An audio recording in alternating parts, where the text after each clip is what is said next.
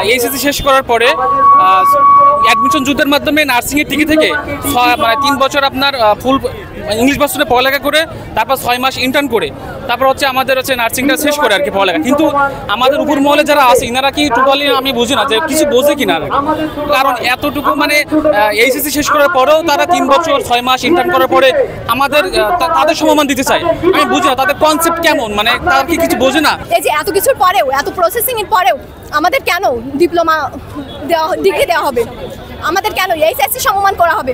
আমরা আমাদের এই যে আমাদের দাবি, আমরা এখানে আমাদের দাবি নিয়ে এসেছি। আমাদের দাবি না, এটা আমাদের অধিকার। আমরা এইচএসসির পর কখনো ডিপ্লোমা হয় না, এইচএসসির পর ডিগ্রি চাই, আমরা ডিগ্রি চাই। কেন আমাদের ভাইদের উপর আমাদের এই যে আমাদের যে অধিকার, আমাদের এই অধিকার নিয়ে আমরা নামছি, আমরা শান্তিপূর্ণ আন্দোলন করেছি, তারপর কেন আমাদের ভাইদের উপর হাত তোলা হলো? কেন?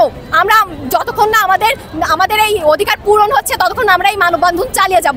গতকাল আমাদের উপর, আমাদের নার্সিং স্টুডেন্টদের উপর হামলা হয়েছে, আর আজকে আমাদের উপর হামলা হবে কিনা আমরা এটা নিশ্চিত না। আজকেও হামলা হতে পারে। আমাদের এই নার্সিং সমাজের উপর, নার্সিং ছাত্রছাত্রীদের উপর যে কেন হামলা হলো, পুলিশ প্রশাসনের কাছে, বাংলাদেশ সরকারের কাছে আমাদের একটাই প্রশ্ন। আমরা আমাদের একটা ন্যায্য দাবি নিয়ে আমরা রাজপথে এসেছিলাম, আমাদের দাবি না মেনে উল্টো আমাদের উপর হামলা চালায়। আমরা চাচ্ছি যে আমাদের এই কোর্সটাকে ডিগ্রি সমমান করা হোক, কারণ আমরা এইচএসসি সমস্ত কিছু পড়ে এসেও কেন আমরা এইচএসসির সম্মানে থাকবো? আমরা অনেক কষ্ট করে পড়ালেখা করি, মানব জাতির সেবার জন্যই আমরা এটা করছি।